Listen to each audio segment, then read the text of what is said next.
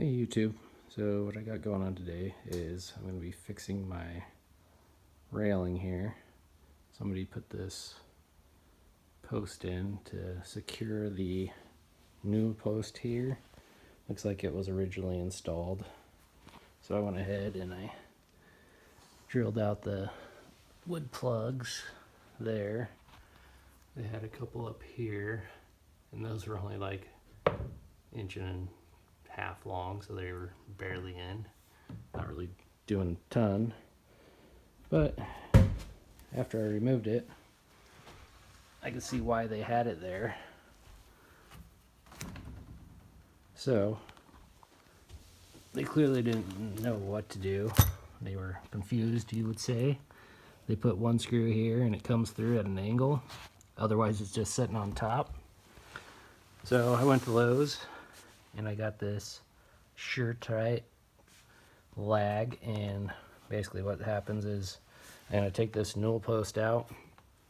I'm going to go ahead and I'll mark the center, or I'll find center. So you're going to want to keep this make sure it goes back where it's at. So I'll mark it around the edges, find center, drill a hole down, lag this in, and then I'll have to drill a hole up into the newel post, and then drill a hole in the side, and one of these plugs will go in, and then you'll use this washer and the nut to tighten it down, and that should make it nice and sturdy.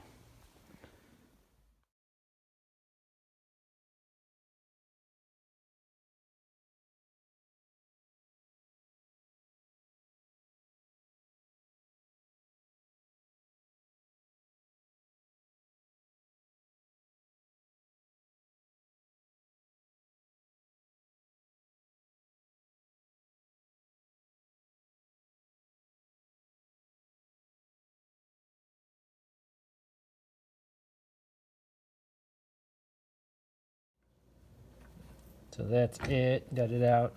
I used a dowel, little tiny 2-inch dowel, and a screw.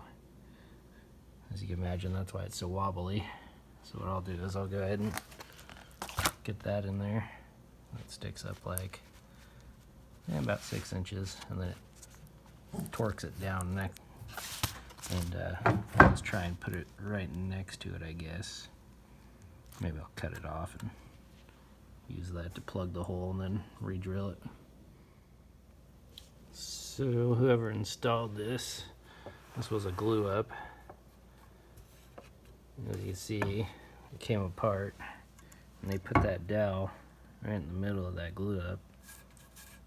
So I don't know if it was the dowel that caused it to separate, or if it was just the fact that it was a bad glue up, but I'll have to re-glue that. I'm going to go ahead and cut that dowel off. I'll throw it in the hole and glue that up, and then we'll get that anchor put in. So I got the post outside glued up. I got the dowel cut off. I got it put in and glued. So here's the interesting thing. Like I said, this is the newel that was really loose, and this was the post they went up next to it. As you see, the post next to it actually has a nice sturdy base. Here, they're wondering why it was wobbling so much. Well, if they would have brought the base out and not set it half on there, that would have helped a ton. And then with this short little dowel they put in there, that was only like 2.5 inches. It wasn't really doing much. And I get what they were doing. You know, you got the edge of it's right here, so they were trying to get some meat. But with that lag I got going on, what I'm gonna do is, if you look at the back of it here, I have my floor joist running over here. So I'm just gonna angle it in right here and then bend it up just like they show in this picture. I don't know why they show it going out the side, but anyways, I know I have a joist here, and then I have another one here. So I'll have plenty of meat to hit and then bend it up right around center of that post, and then that should be perfect. And like I said, I'll go ahead and fill that little piece under there. It's gonna really sturdy it up.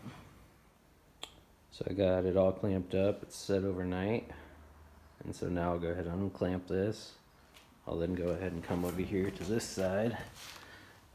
And I'm gonna go ahead and drill a hole right in the center of that now, for that lag to go up through, and then I'll get the hole drilled into the floor. And we'll be on our way. Alright guys, so getting ready to drill for this lag bolt. But first they want you to drill for the plug. So they say to measure up from the bottom, up 5 inches, center of this, drill for the plug. Now it's going to take 1.5 inches, Forstner bit. You're going to want one of these. And you see it should be perfect. So once you get that drilled out, then you'll go ahead and drill through the bottom all the way up in the center of that to that hole that you just drilled.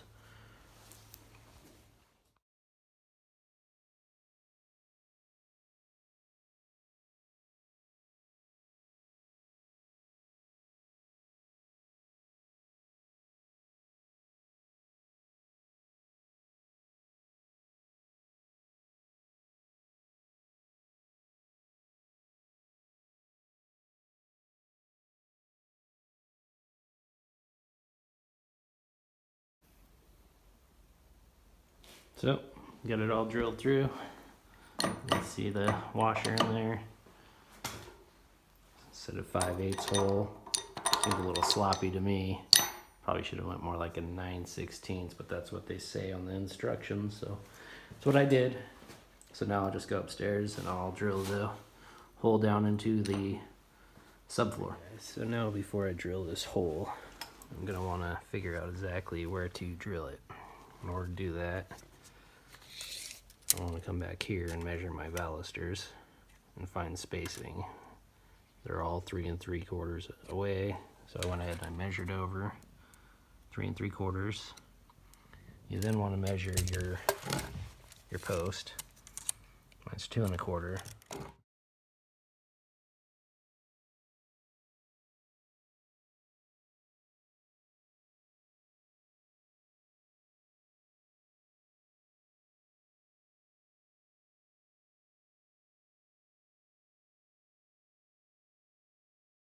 So, got the hole put in at an angle.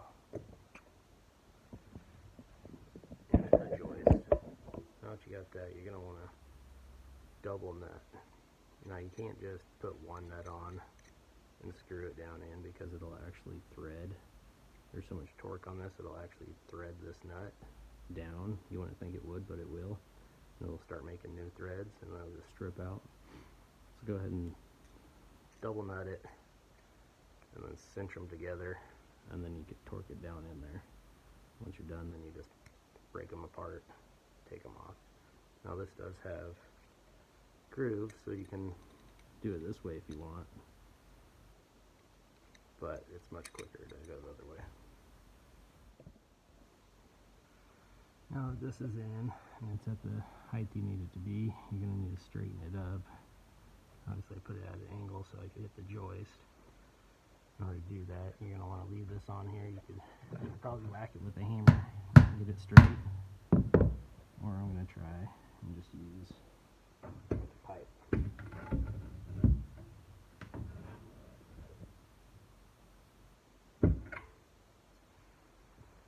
Just like that. Alright, now that this is nice and plumb both directions, go ahead and take your post, drop it on, see the bolt coming through, and put the washer on there.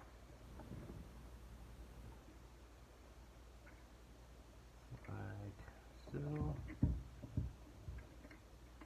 There it is. And then you put your nut on and tighten it down.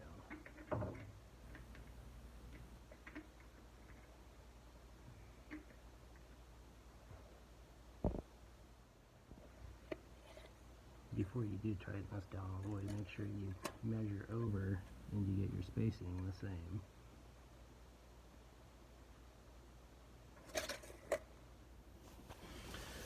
Alright, now that you got the bolt tightened down in there, you just want to go ahead and make sure your spacing's right up here. It's plumb and level, and go ahead and screw that off. Now that this is all plumbed up, secured down at the floor, screwed off up here, all that's left to do is put the plugs in. They supply you with 2 different plugs. I'm going to use that one, that's the oak one. And then up here I have a plug cutter, which I'll show you. And I'll make my own plugs out of that existing piece of wood that I took out. But as you can tell, now it's all secured. It barely moves. I mean, you really got a reef on that thing. Whereas before you grab it in and it was all over the place. So I had to cut some plugs for the screws up top.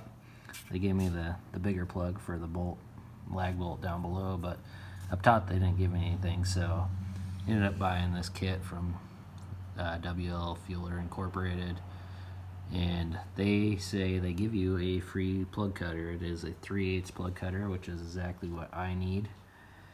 And then you can see how they cut them here, and then you just break them off with a screwdriver, and then you can just glue them and drive them in. Now, it's not the easiest thing to do if you don't have a drill press, but if you just start out real slow and just kind of squeeze into it, you can get it to drop down in there. You just got to be really stable, make sure the piece isn't moving on you, and just take your time. It'll work out.